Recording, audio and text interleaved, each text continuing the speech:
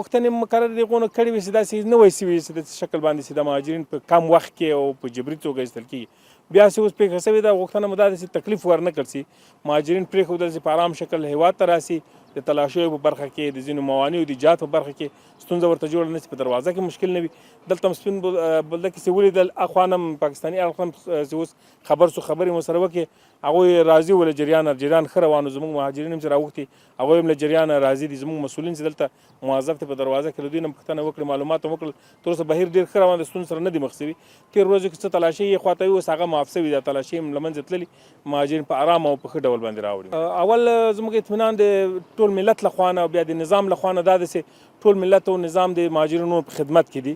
دوه مهاجرینو هم باید طبعا لږ حوصله او تحمل ولري کله کله انتظار کېږي ځینو ځایونو کې کله ترانسپورت موضوعات چې لږ په ځنډ سره مهیا کېږي کله کله چاته خوراک ونه رسېږي کله کله څوک تلاشي ته ضرورت پېښ شي په دې کې باید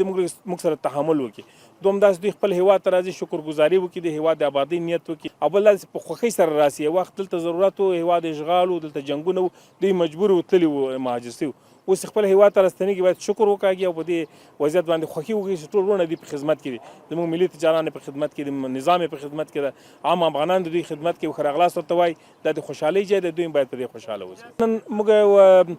اعلامیه د وزارت تجارت نه مو واورېده چې په ټول عمومي سکتور خصوصي باندې غږ کړی چې د خپلو مهاجرینو په خدمت کې لا ډېر سهم واخلي زموږ غوښتنه هم دا چې اوس خو وینو ډېر الحمدلله تجاران ولاړ دي ښه خدمت یې وکړه کوم وروڼه که لا تر اوسه پورې سهم نه وي اخیستی له هغو هم غوښتنه دا ده چې د خپل مال صدقه وباسي د خپلو افغانانو سره انفاق او کومک او همکاري وکړي دا ورځې کله کله راځي همیشه خلک په ستونزو کې نه وي همیشه مهاجرتونه نه وي کله کله پېښېږي ملتونه له امتحان سره مخ کېږي نو دوی په دې امتحان کې د بریا په طرف باندې ګام واخلي او همکاري وکړي د پروسې سره اسلامي امارت د مهاجرینو د ټول پروسې لپاره یو ځانګړی کمیسیون وټاکه اگر څه موږ وزارت هم لرو مهاجرینو وزارت د دې لپاره خو د دې لپاره دا موضوع مهمه ده ځانګړی کمیسیون وټاکل شو په هغه کې کمیټې وټاکل شي او یو خاص طرز العمل ورته وټاکل شو په هغه طرز العمل کې دا واضح راغلی دي چې له مهاجرینو سره په بېلابېلو برخو کې همکاري صورت نیسي تر اوسه پورې داسې ویلی شو چې په دواړو اړخونو کې د تورخم اړخ کې دلته په سپین بولدک کې اوس موږ تاسو د سپین بولدک په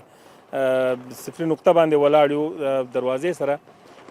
ارقام د 1.5 لک حدودو د څو ورځو کې راوښتي مهاجرین لرو د دواړو اړخونو نه البته ارقام متفاوت کېږي د ورځې په جریان کې نور نوي را روان دي راځي او په عموم کې دا وضعیت هم نږدې نه وکوت د مهاجرینو وضعیت دلته په سپین بولدک خو ډېر ښه روان ده خدمات هم ډېر ښه ارائه شوي دي تر اوسه پورې او مهاجر هم په نرم نورمال حالت کې راوړي رسیدګي هم ښه روانه ده اول خو باید دا خبره وکړو چې اسلامي امارت کوم کمیسیون د مهاجرینو دپاره ټاکلي هغو ډېر ښه خدمات کړي دي او بېلابېلې کمیټې دلته فعاله دي چې اوس موږ لیدنه ځینې وکړه د ځینو نه اوس لیدنه کوو هغوی ټول خپل اطمینان راکړه چې بشپړه آمادګي لري او کار ډېر په سرعت سره روان ده بل یو خوشبختي دا ده چې دلته الحمدلله د سپین بولدک کې زموږ تجاران ونه چې دي او زموږ د تجارانو اتحادیې چې دي او هغه سرمایهدار ونه چې دي د هغو ډېر ښه خدمات کړي دي خصوصا د خوراک په برابر د رسیدګي په برابر د ترانسپورت په برابر هغو هم ډېر لوی کومک او همکاري د مهاجرینو سره کړې ده په هماهنګي سره د موږ د کمیسیون نو خدمات ډېر ښه روان دي اول مهاجرین سره اوړي هلته ځي تنظیمیږي بایومټریک کېږي په ډېر ښه انداز بیا هغو ته ترانسپورت سهولت برابریږي هغه ځورول او تکلیف هېڅ چاته هم نشته ډېر په اساني ځای کې په لنډه ساحه کې خدمات روان دي خیمې وي او څه کمبود د خیمو لیدل کېده اوس انشاءالله نورې خیمې هم راورسېږي او جویونه هم ورته وطاقونه هم په نظر کې نیول شوي ځینې خلک جای په جای دي زنانه ځان ته نارینه ځان ته انشاءالله تکلیف به نه وي ټول ولایاتو چې ځي تر ولایاتو پورې ترانسپورت غم هم ورته خوړل شوی ده غوښتنه عموما زموږ دا ده چې ټول له افغانانو سره همکاري او کومک وکړي خیري بنسټونه هم ټول موږ سره کومک وکړي مؤسسات هم په دې کې وظیفه لري چې همکاري وکړي تر اوسه پورې همکاره هم دي کوم مؤسسات د خیریه بنسټونو په افغانستان کې دي فعاله دي دغه کمیسیون سره په هماهنګۍ دلته هم وینو ستا او تورخم نه هم حال لرو چې ستا همکاري د هغو هم روانه ده عموما داسې یوه روحیه وینو چې ټول د دې بهیر سره همکاره دي هم مؤسسات او خیریه ټولنې